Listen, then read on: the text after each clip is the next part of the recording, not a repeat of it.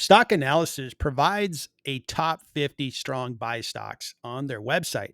It's easy to find. You just look under stocks and you get down to the top stocks. This, in a way, is a filter of what they believe are the top stocks, or I should say, from what analysts have said. And they take only the better analysts that have more stars associated with their name, showing that they're more accurate in pointing out good stocks. They also look at stocks that have the highest upside. And what I wanted to do is take the top list and then show you based on valuations, based on free cash flow value, based on the value based on earnings per share, which one of these provide the best discounts and overall seem to be the best investments based on my opinion. So I'm going to go through and just list out, one by one, starting with what they feel is the top ranked stock, which is Klaviyo. And FYI, I've never heard of the company up until I started making this video. Most of the others have come up, frankly, in one of the live streams or one of the member calls. So I've got a little bit of a background on many of these. So let's get started. At the end of the video, I'll rank these from what I think is the best investment from this list and then the worst investment. Let's get started. The company that is ranked number one from Stock Analysis is Klaviyo. This company does CRM software for business to consumer. Salesforce is the number one company for CRM, but they primarily focus on B2B, big businesses that have a lot of accounts, primarily business to business. And Klaviyo believes they have a very good solution for companies that have more of a consumer-based clientele to enable them to have really good marketing, really good ways of attracting customers and getting more and more customers into their companies, buying their products and so forth. Interesting concept. I understand software really well. And now let's get into the fundamentals of Klaviyo. This company IPO'd back in 2023. So they've been around about 2 years. Their stock hasn't done great in that time. Over the 1 year, the stock's down 25%. Year to date, down 37%. I think analysts believe that maybe this stock is being discounted. The stock is a $7.77 billion market cap. They have $1 billion of revenue. Forward PE is 40, and these analysts believe it's a really highly discounted stock. When we look at their revenue growth, that looks quite good. 33% is very good. It's a $1 billion business, so that's looking pretty good, desirable. Let's take a peek at their margins, which should be good, 75% margins. Yeah, they're very good. And I'm not too worried about profitability. They're a younger business. As they get bigger, they're going to get that profit, right? But for now, they are operating with a 15% free cash flow yield. So far, I'm really liking this stock. We look at their balance sheet. I'm expecting this stock doesn't have much debt because they're a younger business. And that, in fact, is the case. $935 million of cash and only a little bit of debt at $99 million. Very good. Now let's take a look at what these analysts are really interested in. So the top analysts have this stock priced from $38 up to $60 per share. They really like what they're seeing in this stock. And in fact, the top analysts have an 84% discount. Wow. That earnings per share really looks good. Let's take a look at the forecast that they have on this stock. So the forecast does look good. The company growing 21% next year, 2026. They grew at 30% this year. Then they're going to grow at 19, 21, and close to 18. Those are really good numbers. There'll be a $2.5 billion revenue business in the future. And earnings per share looks very good. It's going to be growing quite fast, 25, 28, 46. Man, these are really good numbers. And the PE will drop down to 14 if the stock price remains the same, which I doubt. I think if the business operates with this type of growth, the market's going to pay attention to this. Now, why is this stock that has fundamentals like this selling off? Well, I've owned Salesforce for some months now and have seen that stock really get sold off with the whole story that AI is going to disrupt software companies. And I'm imagining that the software type that this company sells is a lot like Salesforce. So the market's pretty much saying, hey, Salesforce and Klaviyo are going to be disrupted by AI. Now, if a business like this one is growing at 21%, 19, 21, there's no disruption happening. They're adding a lot of revenue to that top line. So at a minimum, this is going to be a stock I'm going to watch. And of course, I already own Salesforce, so I'll be watching that stock quite closely as well to see, in fact, if this AI story is real and these businesses are going to be disrupted by AI, or if that's just really a story with no facts that really affect Klaviyo. I did my research and I completed a valuation on Klaviyo, and I come up with a 21% discount available on this stock. That is not very compelling. It's good, but it's not compelling. I think I can get a better discount on Salesforce stock. So why am I getting to that point? Well, first, I'm using a higher discount rate since they are a smaller, younger business. Keep in mind that maybe customers like their software, but Salesforce is able to maybe match the type of functionality and maybe it provides better pricing. And of course, Salesforce has a more powerful network effect. So they are at risk of their bigger competitors really going after their business. So that's why I'm going to carry a higher discount rate. When they get larger, that discount rate will go down. They have a terrific balance sheet. Even if I move that down to 8, let's do that for just example's sake. We get up to a 35% discount, but that's what I'm using with Salesforce. And Salesforce is a proven commodity. It's a proven company. So we have to have a premium that the investor would receive if you bought into a small cap business, and that's Klaviyo. I'm using really good growth rates on really the first 4 years of 30%. That's really good growth on free cash flows. And then after that, since they are smaller, I'm going to have a higher growth rate of 5% on terminal value.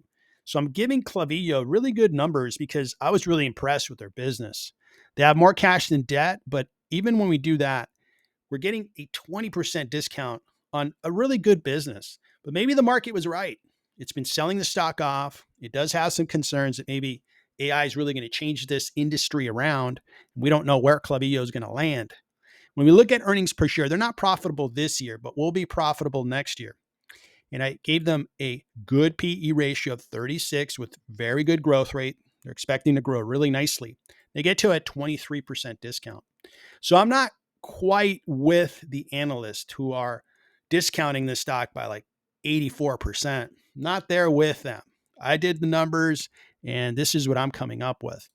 So based on a 21% discount, I think Klaviyo is a neat company. I want to watch them. I think they're interesting. I'm going to be watching them, but I'm not ready to buy stock.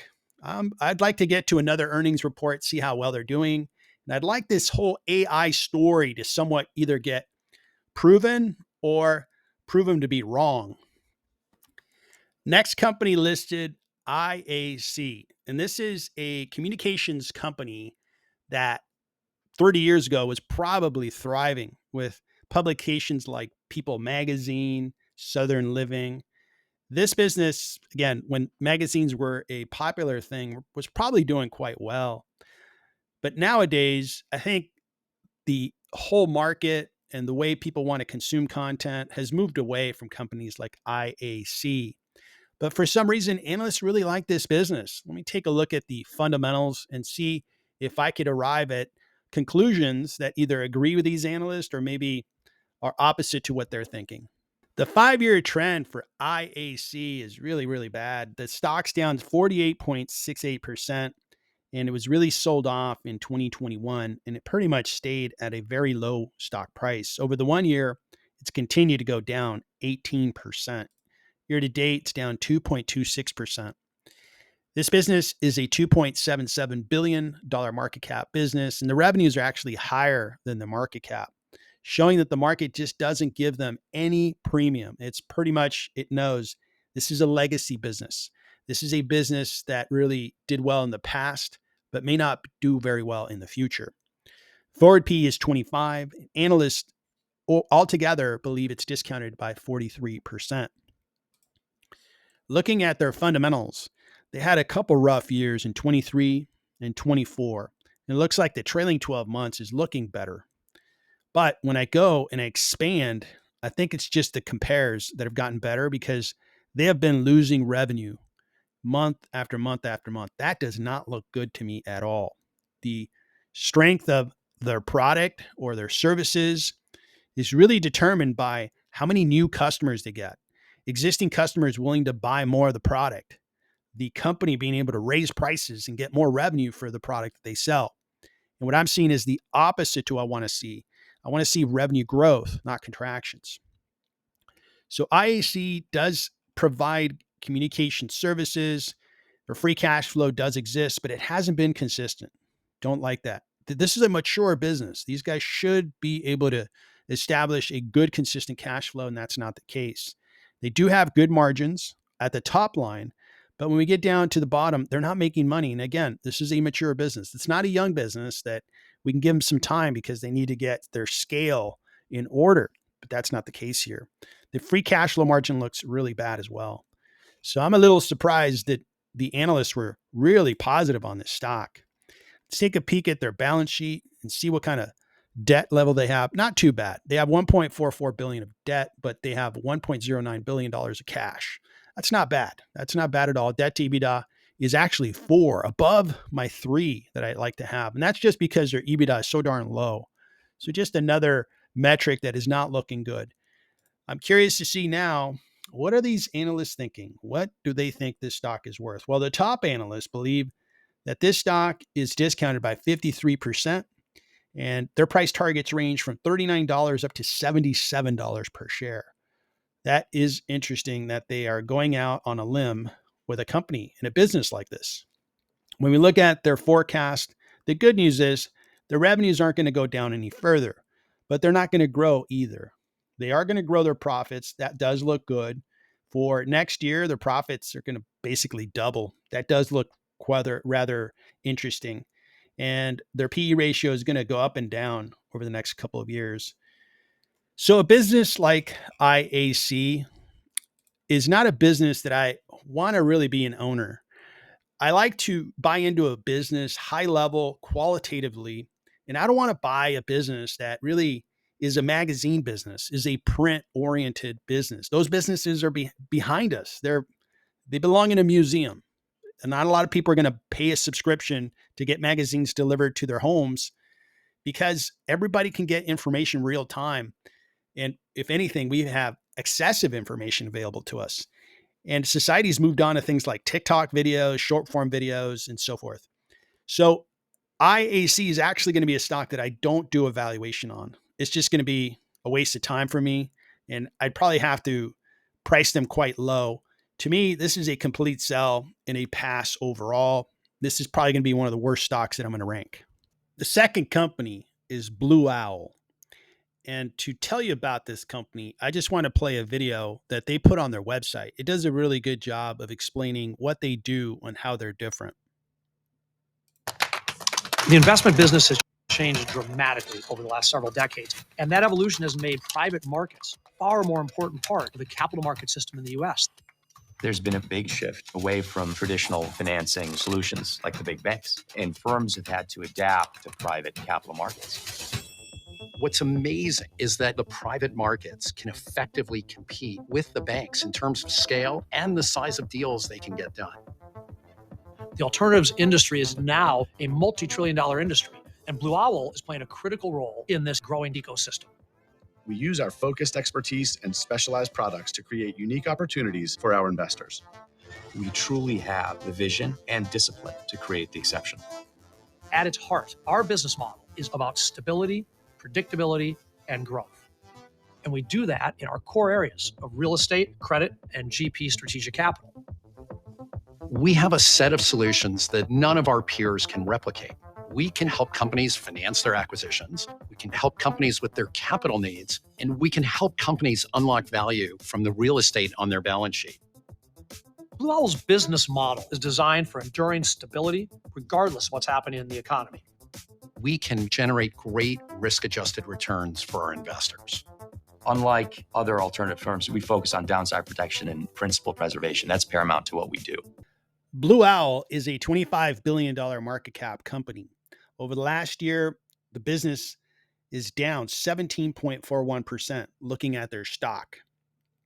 Last 5 years, they're actually up 51%. And it looks like they had a pretty good run from the end of 2022 up through the end of 2024, but in 2025, it's gone down. Now, judging from the type of business they are, I actually think they're probably going to do well. There's going to be more acquisitions. I think that we have a president that's pro-growth for business. There's probably going to be a lot of opportunities for companies to grow, and they'll need a partner like Blue Owl to give them unlock liquidity and capital for them to invest and maybe acquire another business or expand. So I think the business is a good one. Their PE ratio is really high for their current year. Forward year is looking good, 17.5. They pay a really nice dividend of 5.53%. Analysts have a really good discount available on Blue Owl. Looking at their growth, the growth looks really good. These are good growth numbers. And this is a capital financial services business. So it's not quite like, a company that provides a service or they sell a product. Overall, these guys do provide very good gross margins overall on their products, good cash flow, and the cash flow has been growing quite well. That looks really good. Free cash flow yield is terrific, 39.7. So Blue Owl, let's take a look at what analysts have to say about this business.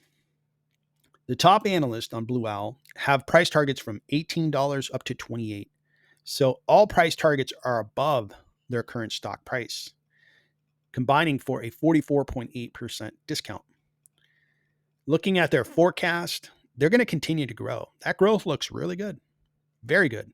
And I think the economic environment is going to help Blue Owl because I think there's an attitude for growth. There's an attitude for us to create more opportunities for businesses. And I think that's going to be good overall for the economy, and it's going to be good for Blue Owl. I completed my research and valuation on Blue Owl, and I've come up with a 21% discount available on this stock. Each share is worth $20.70, and they're trading at $16.24. So I'm not as high as the existing analysts that are covering the stock. They do have very good free cash flow, but when I discount that free cash flow down to today's value, I only get a 3% discount available on the stock. The earnings per share look good and give us a 43% discount on the shares. When I combine the two and I put more weight in the free cash flow method, I only get a 21% discount. So I think Blue Owl is a good business, but that discount's not compelling enough. I have a lot of choices in financial services, and Blue Owl is a lesser known name compared to Citi or Robinhood or others that have very good brands and are a little more of a sure thing. DraftKings. And boy, we're in football season. We got the baseball playoffs going on. Soon we're going to have NBA start their season. The NHL, I think, is starting, or maybe they just started their preseason. So there's lots of sports going on. And DraftKings is going to, I'm sure, see a lot of new eyes on their website. Are they a good investment? Well, analysts believe they are. That's why it's listed number 4 on their list. Let me take a look at their fundamentals and give you my valuation on DraftKings. Now, I'm a sports fan, and I've heard a lot about DraftKings over the last 5 years, and it hasn't translated into a stock that's really received a lot of investment.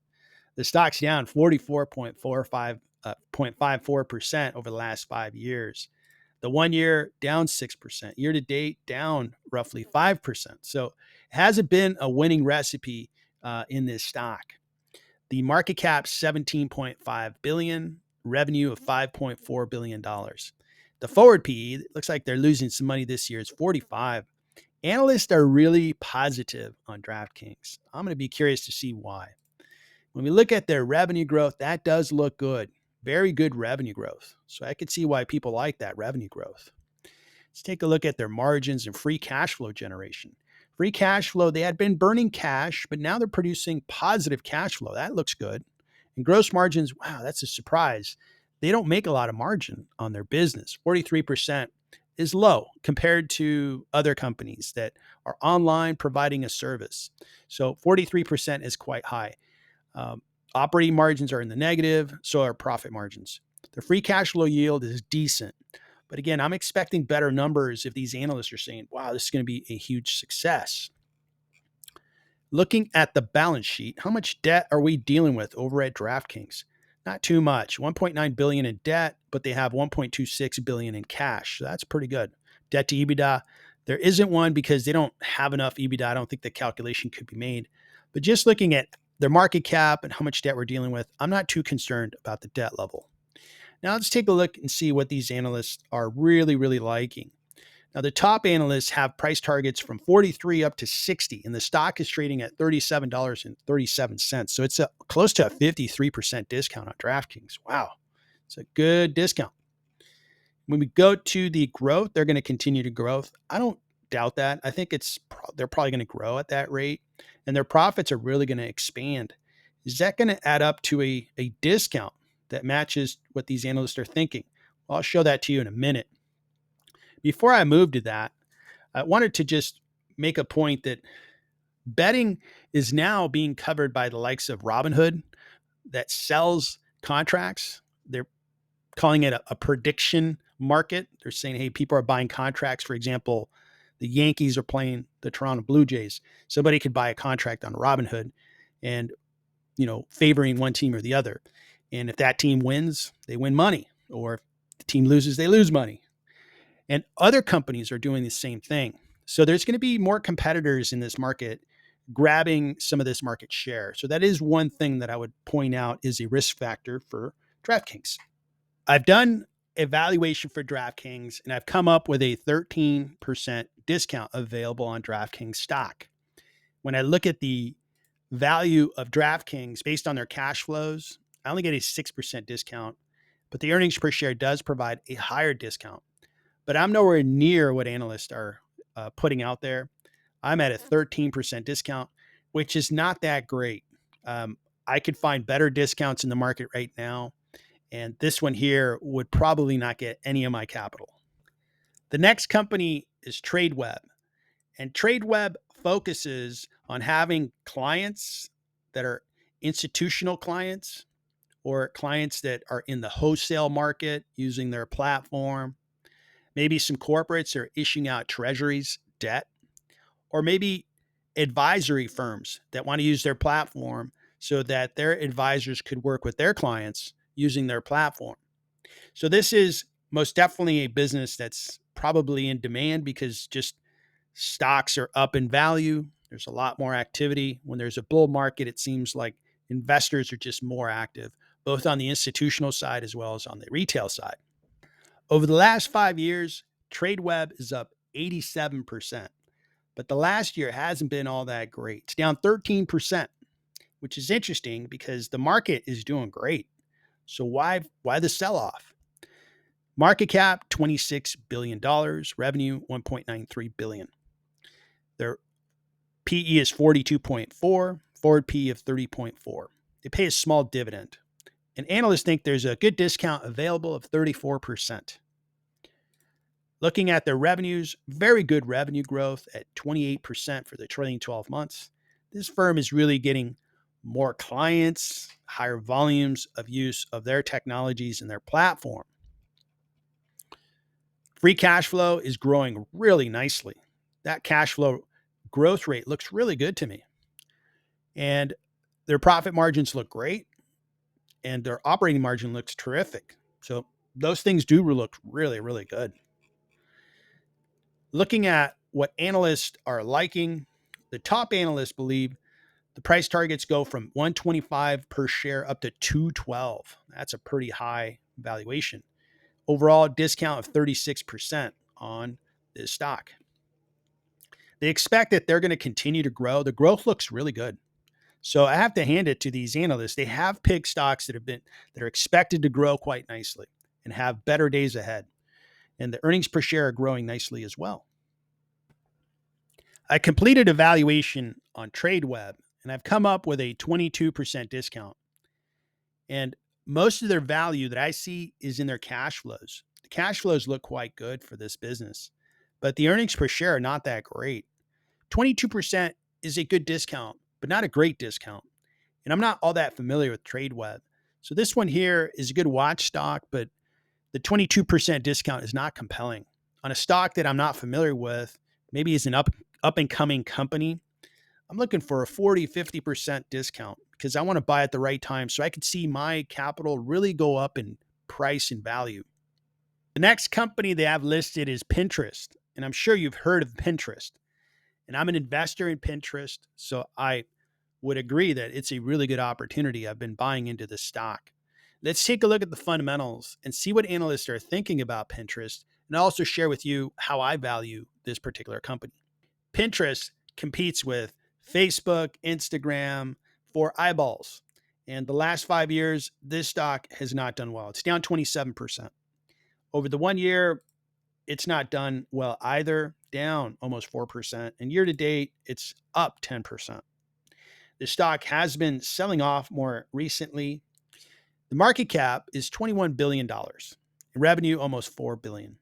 P/E ratio is really low, 11.65. Forward P is 16. Analysts think there is a discount available on Pnterest. Their growth is good. It's not great, but it's good. And they're in a very profitable industry. The revenues are almost at $4 billion. When I say that this is a good industry, you look at their cash flow, very high rates of cash flow generation. Their gross margins are nearly 80%. That's very good. Profit margins, 49%. That's excellent. Free cash flow yield, almost 27%. So the numbers look terrific. And if they're growing at 17%, I think they're going to be very, very valuable. And I think about, is Pnterest trying to put Facebook out of business or Instagram? And I think neither. I think the experience you have on Pnterest is a little different.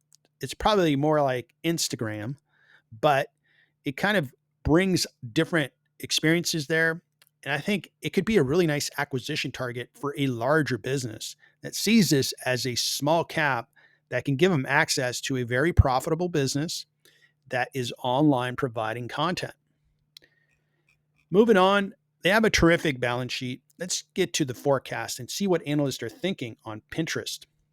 So the price targets on Pnterest go from $33 a share up to $51, providing almost a 36% discount on this stock. Looking at the forecast, Pnterest is going to continue to grow. That looks great.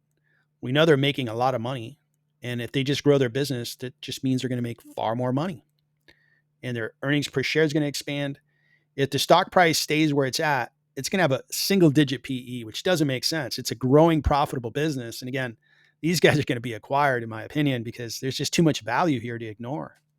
I completed my valuation on Pnterest, and this stock really does have a compelling discount, 59%. The reason I get to such a high discount on this stock is their free cash flows are terrific, and I'm growing them at their rate of growth for their business. They're also in a sector, in an industry that continues to expand and get larger. Pnterest is doing terrific in the US, but they can expand internationally as well. So really nice discount when I look at the value based on cash flows, and the earnings per share as well provide a terrific discount. I'm actually giving them a very desirable 36 because I think very highly of their margins, their growth. That whole combination is very desirable. So I am happy to buy Pnterest shares, continue to expand a small position I have in them. Wix is the next company, and Wix helps typically smaller businesses create a website. And a website for a dentist, a doctor, a law firm, whatever that smaller business looks like, Wix makes it easy for just about any person that knows how to use a computer to set up a very good looking website. I think it's a terrific business and will continue to grow. Wix is an $8.45 billion market cap business, so it's a small cap with revenues of $1.87 billion. The current year PE is a little high at 53.9, but next year it's going to drop to 22.8. Over the last year, this stock's down 5%. Year to date, it's really sold off. Over the 5 year, it's down 40%. It's interesting.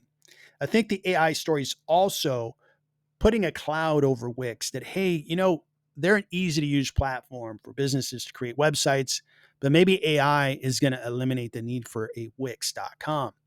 I don't agree with that. I actually think Wix does a terrific job, provides a lot of value to the market. When we look at their growth is good, 13% growth. Now, they're not setting any records, but their growth is good.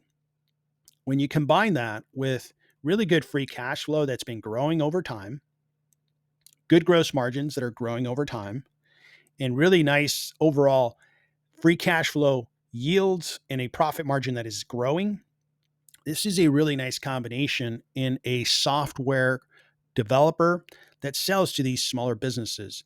I think the market that they sell into is they establish a big body of customers where their competitors are going to be very hard. It's going to be very hard for them to compete against Wix because their name recognition with small businesses is going to be there.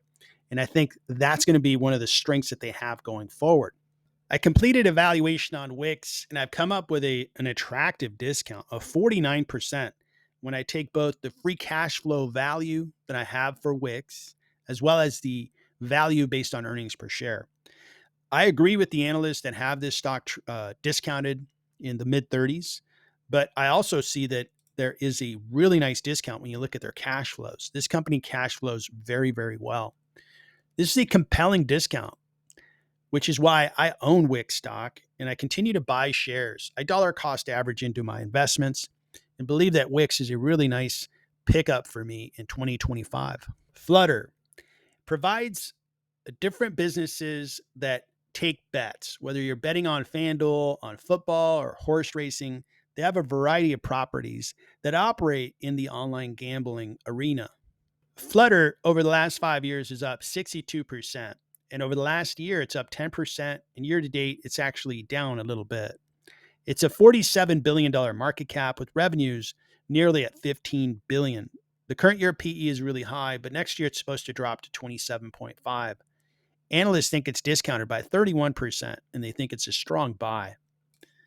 The revenues look quite good. They're growing nicely, and they do have a substantial amount of revenue, almost $15 billion. That's a pretty good revenue number. Free cash flow yield for Flutter is good. It's actually better than DraftKings. They have a better yield. They also have better gross margins. When we look at what analysts believe this stock is worth, the top analysts have price targets from 315 up to 365. They think it's discounted by 32.46%. When we look at the forecast for this stock, they're going to continue to grow. That looks really good. They're going to be a $25 billion business at the end of 2028, and their profits are going to grow much faster. That looks pretty impressive. Flutter stock is priced 14% too high. That's my opinion. I think each share is worth $221, but they're selling them for $256. The principal reason is their free cash flow valuation. One issue that I have with Flutter is that their debt level is really high. It's actually 4.5 debt to EBITDA. And that requires that I move up the discount rate since this is a riskier company with a lot of debt. When I do that, it brings down their net present value of these cash flows down to $24 billion, but the market cap of the business is 45. So there's a 47% premium on the stock if I look at the free cash flow method. At this point, I'm out. I don't want a business that looks like this on free cash flows. The earnings per share give us a completely different picture. Yeah, analysts are valuing the stock in the mid 30s, but I think you're not paying close enough attention to this stock if you don't look at their debt, if you don't look at their cash flow and where their cash flows value the business, which is what I do. Most of my value comes from this number. So Flutter is going to rank near the bottom of the investing ideas that have come up from this top stocks list on stockanalysis.com.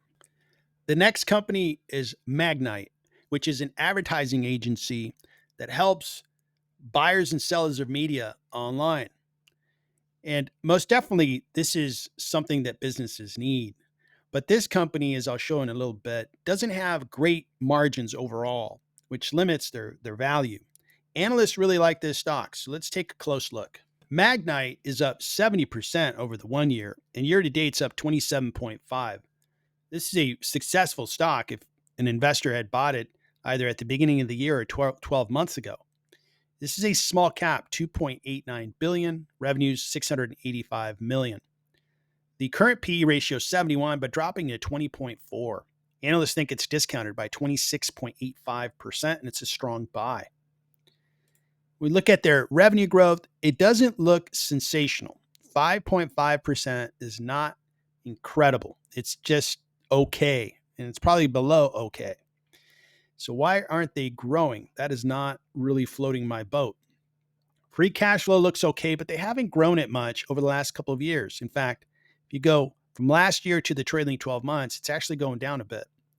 The gross margins are also all over the place. We got gross margins that dipped down to 33 and are now back to 62, looking good. Overall, their free cash flow margin looks good. Profit margin is a little light.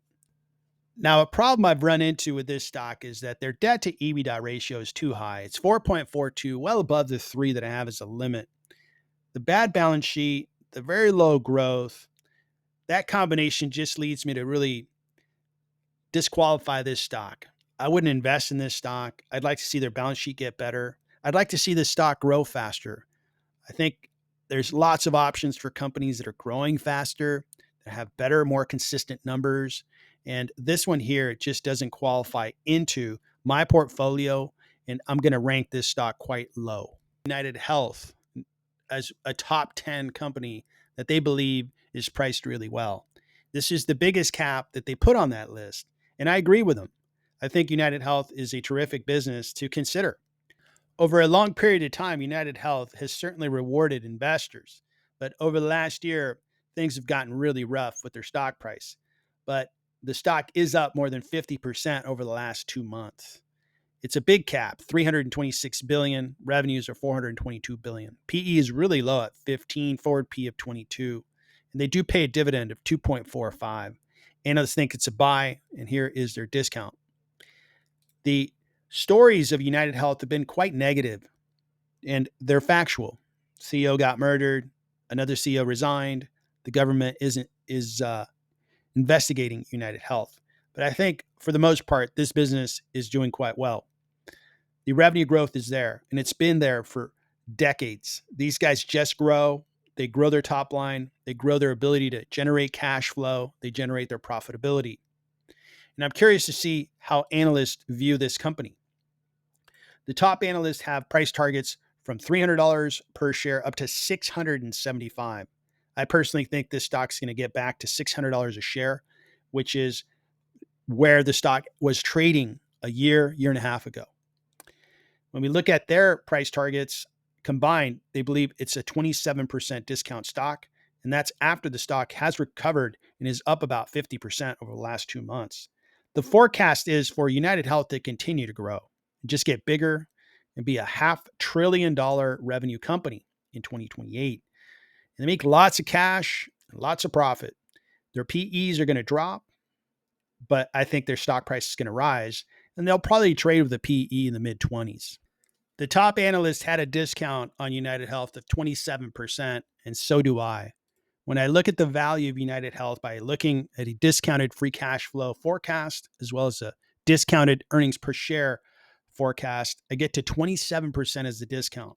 And again, that's a discount after the stock has risen about 50% over the last 2 months.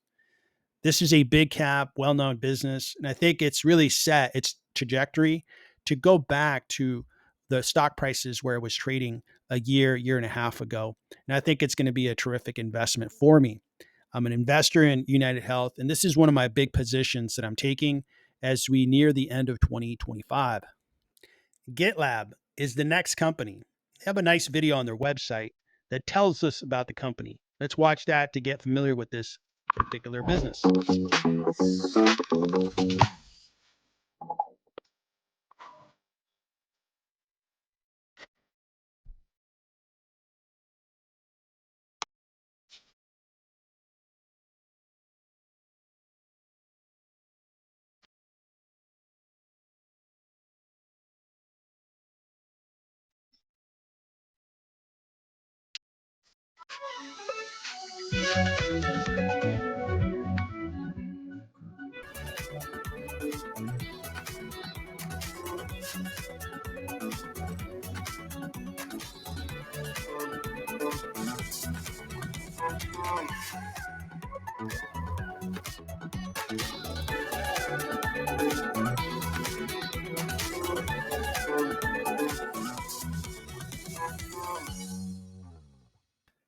So GitLab provides a platform to develop software in a very secured way, making the software operate very efficiently.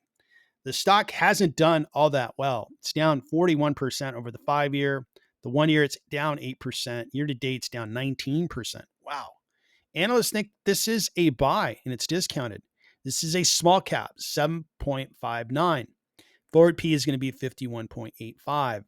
Looking at the revenue growth, revenue looks pretty darn good. The revenue growth is growing at 29%. They're almost $1 billion revenue company.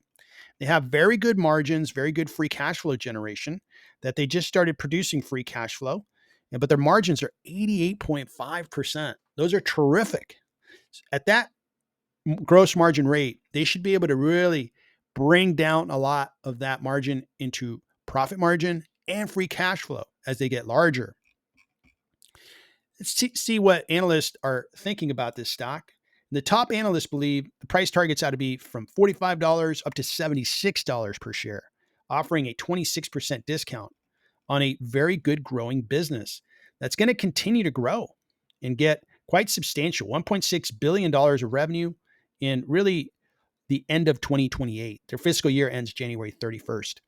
So that's looking like a very good business that has very good fundamentals in a software or a platform to develop software that's growing at 29%. I've completed a valuation for GitLab, and I've come up with a 22% discount. Not a terrific discount. The free cash flow I expect they're going to generate provides a really nice value for the business, but the earnings per share is not there. So when I combine the two, it doesn't come up with a highly competitive or compelling discount on this particular stock. So this stock is a really good stock to watch, but it would not be a buy in my book. Stockanalysis.com did us a favor of putting up the top stocks that analysts believe are worthy of a buy and are highly discounted. But after researching that list, which ones do I think are the best and the worst from that list? Let me go through that. I think the number one stock that we covered is UnitedHealth. It's the known business. It's already rallying up. It's discounted. A lot of things are going right now for UnitedHealth. Number two, Pnterest. Terrific margins, continues to grow top line revenue. Wix is number three. Terrific margins, good growth. And I think the threat of AI is not real. I think Wix is going to do fine for the future. So those are the three best stocks: UnitedHealth, Pnterest, Wix. Now are some stocks that are good to watch, not quite compelling enough to buy for me. First one is Klaviyo. This was their top stock. Analysts really like this stock. I think it's a good company. It's worthy of watching, but not ready to invest in it just yet. And the same goes for Tradeweb. I think it's a terrific business, worth watching, not ready to jump in. Blue Owl is coming out with new capital options for companies and for them to acquire, to grow, to do some joint ventures. Great idea.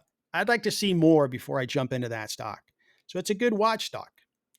And the fourth is Gitlab. Good business. And if they could grow a little faster and become more profitable and generate more cash, I think their valuation is going to improve. I'd like to see one or two more earnings reports before I would jump into that stock. Now, I couldn't argue with an investor that really liked one of these businesses and jumped in. If they really feel strongly about one of these businesses, great, good luck. I hope it goes really well. Now let's go to the side where I would not put my capital into these businesses.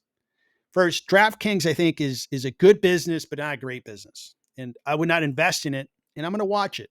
I think they're going to be under threat from other businesses that are coming into their space, and we'll see how that plays out. Magnite as well. Not a very good valuation. I don't have a lot of confidence in them, and I would not invest in that company either. So DraftKings and Magnite are kind of in the middle, but toward the lower end. Now, the two businesses that I think are absolutely I would stay away from, wouldn't touch with a 20-foot pole. Flutter. Flutter had a bad balance sheet. I think in general is very high risk, and I wouldn't touch it. And IAC. It's a business that worked maybe 30 years ago, but is really being disrupted by all the current media options that people have. So there you have it. That's going from the best to the worst of the companies that are listed on stockanalysis.com that are ranked very high based on the comments and sentiment that analysts had. Hopefully you found it really interesting. And let me just say that the list provided by stockanalysis.com is a good one, and it changes over time. So I'll be monitoring it to see if maybe some new stocks have been added that are worth looking into, researching, and potentially investing in. Thank you for watching.